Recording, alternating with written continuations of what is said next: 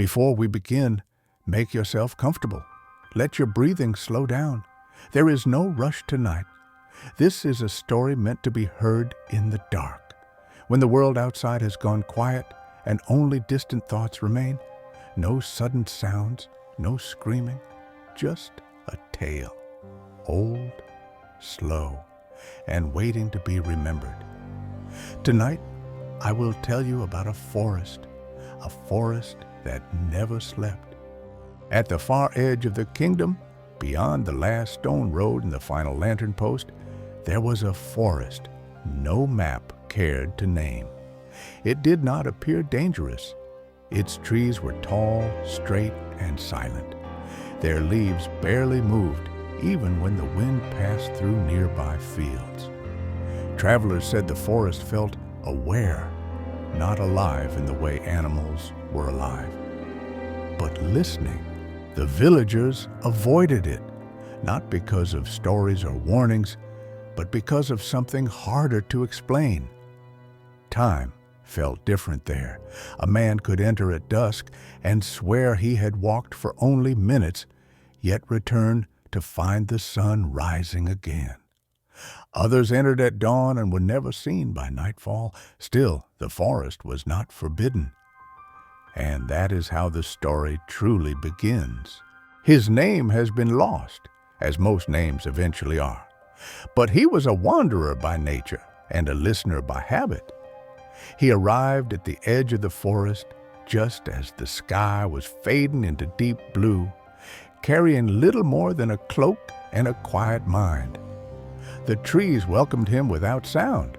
No birds, no insects, no wind, only the soft rhythm of his own footsteps. As he walked deeper, he noticed something strange. The forest did not echo. Each step seemed absorbed by the ground itself, as if the earth was gently keeping his presence to itself. After some time, minutes, hours, or something in between, he came upon a narrow path that had not been there before. It curved gently forward, invitingly. The whisper came softly, not as a voice, not as a word, more like a feeling brushing against his thoughts. Stay. He stopped walking. The forest remained still, yet something had changed. The darkness between the trees felt closer now, thicker. He told himself it was nothing more than fatigue. So he continued. That was when the whisper returned. Clearer this time. You are safe here. The path led him onward until the trees opened, as if making room for something old. And there it was, a house, small, wooden, unlit. It had a door, but no windows, no chimney, no sound from within. Yet it felt occupied. The wanderer hesitated only briefly before knocking. The door opened on its own. Inside, the air was warm, heavy, with the scent of old wood and extinguished candles. At the center of the room sat a single chair, and behind it, nothing. Still, he felt watched. The voice finally spoke aloud. Slow, patient, ancient. This forest was built to hold those who do not wish to wake. The wanderer felt no fear, only understanding. He remembered his long roads, his endless nights, his quiet exhaustion. The voice continued, Sleep is not always rest. Sometimes it is surrender. The chair moved slightly, waiting. He could leave. The forest would allow it. But the forest would remember him, or he could stay, not as a prisoner, as a listener, a presence. Another quiet thought among the trees. He did not answer out loud. He simply sat. At first, nothing happened. The room remained warm. The shadows remained still. Then, very slowly, the edges of the house began to soften. as if the world was deciding what mattered and what did not.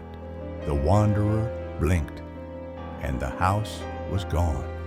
He was sitting beneath a tall tree, the bark dark and smooth, the air cool with fog. The chair was gone too, and yet he was still sitting, as if the forest had accepted the shape of his choice.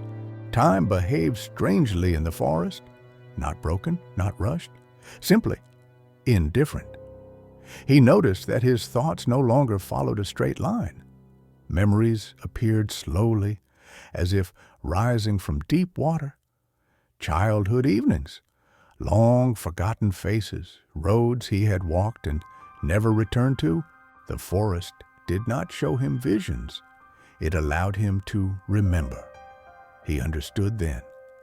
This place was not meant to frighten. It was meant to slow. There was no sky above the forest now, only darkness layered upon darkness. Yet he did not feel lost. Each step felt guided, as though the path itself was choosing where he should go. He no longer felt hunger, no thirst, only a gentle heaviness behind the eyes, the kind that comes just before sleep. Sometimes, between the trees, he sensed others, not bodies, not faces, presences. They did not speak. They did not move. They simply listened. Each presence felt different. Some were calm, some were tired, some felt old beyond counting. The wanderer thought of leaving again, but the thought felt distant, like remembering a dream after waking.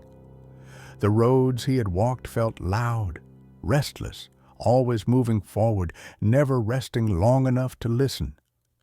Here, nothing demanded his next step. He sat beneath a tree whose bark felt warm to the touch. The forest did not react. It accepted. His breathing slowed.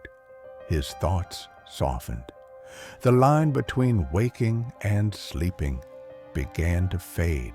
When a listener settles, the forest changes, not outwardly, but inwardly. Paths grow longer, shadows deepen, silence becomes richer. The forest expands, not in distance, but in patience. Travelers who pass nearby sometimes pause without knowing why. They feel heavier, calmer, as if something unseen has noticed them. Some turn away, some step closer. The forest never calls. It only waits. The wanderer understood now. There would be no return, but also no regret. He was not trapped. He was resting, and the forest kept watch. They say the forest is larger now, that its paths appear more often, that sometimes when night is deep and silence feels heavy, you can sense something listening back, not waiting, not hunting, simply awake forever. If you ever walk near such a forest and feel the night linger a little longer than it should, do not be afraid. Some stories do not end. They rest. Good night.